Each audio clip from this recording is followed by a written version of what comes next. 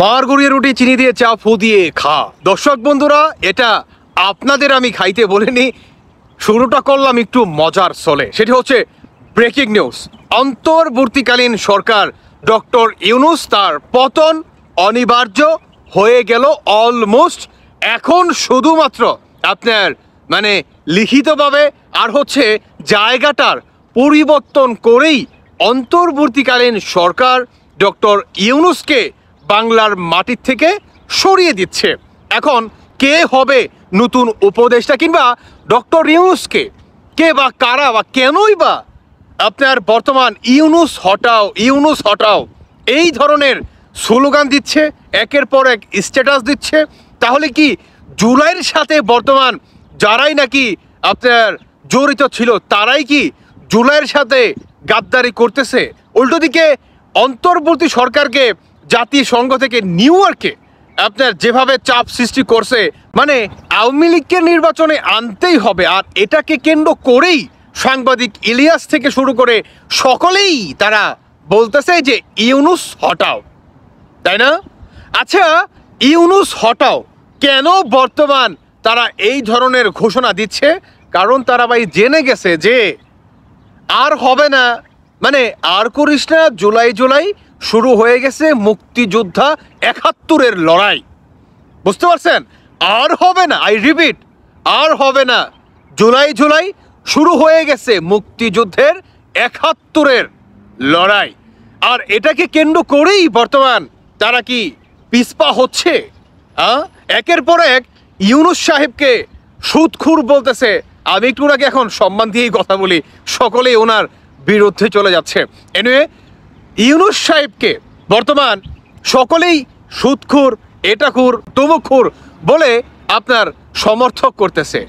আমার প্রশ্ন হচ্ছে, সুদখুরের কাছ থেকে আপনাদের সমস্ত পাওয়া দেনা পাওনা সব কি তাহলে হয়ে গেল? আপনারা কি বুঝে গেছেন যে আপনাদের জুলাই গেল কি বলে এই জায়গা মতো, আর ৭১ সময় মতো বের হয়ে আসলো? আর এটাকে কেন্দ্র করেই বর্তমান ইলিয়াস থেকে শুরু করে, পিল্লু থেকে শুরু করে, ইল্লু থেকে শুরু করে সবাই বর্তমান ডক্টর ইউনূসের আপনার কি শত্রু হয়ে গেছে, বুঝেন নাই? আর ডক্টর ইউনূসও জায়গা মতো কূপ মেরে দিছে।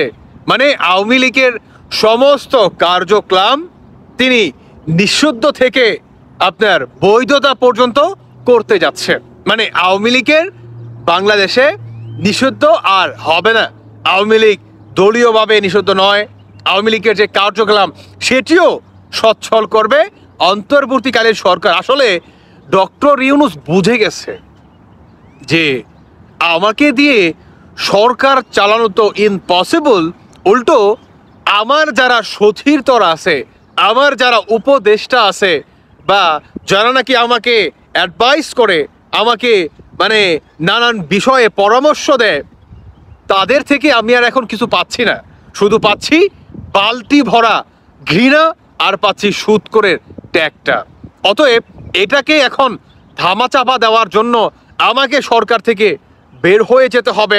আর উল্টো আওয়ামী লীগকে যতটা ক্ষতি করছি সেখান থেকে এখন যতটুকু পসিবল হয়, যেহেতু জাতিসংঘ থেকেও বর্তমান চাচ্ছে, আওয়ামী লীগের কর্মীরা যেভাবে নিউ ইয়র্কে, আমেরিকাতে, আপনার ফ্রান্সে বা নানান ইউরোপের যে বড় বড় দেশগুলো আছে সেখানে যেভাবে তাদের মিছিল, মিটিং, সমাবেশ রাজপথে আপনার চলমান রেখেছে, এগুলা কিন্তু চিন্তা ভাবনা কিংবা জাতিসংঘ কিন্তু আপনার আয়ত্তায় আনছে যে এটাও কিন্তু দেখার বিষয়। যেই দলটার ম্যান্ডেটের এত অধিকারী, সেই দলটাকে কিভাবে আপনি অন্তর্বর্তী সরকার ডক্টর ইউনূস সাহেব নিষিদ্ধ করে দিলেন? ওয়াই ম্যান, রিজন কি? এটা কিন্তু ইউনূস সাহেব দেখাতে পারেনি। তিনি কি বলছে? আওয়ামী লীগের কার্যক্রমগুলা স্থগিত করা হয়েছে, নিষিদ্ধ করা হয়নি। আর এই স্থগিত থেকেই সেখান থেকেও বাদ পড়তে পারে, সেটা অতি দ্রুত হতে হবে। আওয়ামী লীগের সমস্ত কার্যক্রম কি পুনরায় আগের মতো বাংলাদেশে যেভাবে 5টা দলের অধিকার আছে, সেম অধিকার ফিরে পেতে যাচ্ছে বাংলাদেশ আওয়ামী লীগ। আর এটাকে কেন্দ্র করেই ইলিয়াস থেকে শুরু করে পিনাকি থেকে শুরু করে সকলের ভিতরে ভয় ঢুকে গেছে যে এখন তারাই বলতেছে ইউনূসকে হটাও। তার মানে ইউনূস যদি একবার সমস্ত কিছু আপনার মানে চালু করে দেয় আওয়ামী লীগের, তাহলে কি হবে? আওয়ামী লীগ ঢালাওভাবে রাজপথে নেমে যাবে। আর এটাকে আপনার ধামাচাপা দেওয়ার জন্য, বাংলাদেশটাকে আপনার শৃঙ্খলা কিংবা আইন বজায় রাখার জন্য, সাধারণ মানুষের নিরাপত্তা বজায় রাখার জন্য কি করবে? সেনাপ্রধান ক্ষমতা দখল করবে। আর সেনাপ্রধান যদি ক্ষমতা দখল করে বা ক্ষমতায় বসে, তাহলে কি হবে সেটা আমি, আপনি বা আমরা সকলেই খুব ভালোভাবেই জানি। আর বর্তমান এগুলাই চাচ্ছে না আপনার ইল্লু পিনাকিরা, বুঝতে পারছেন?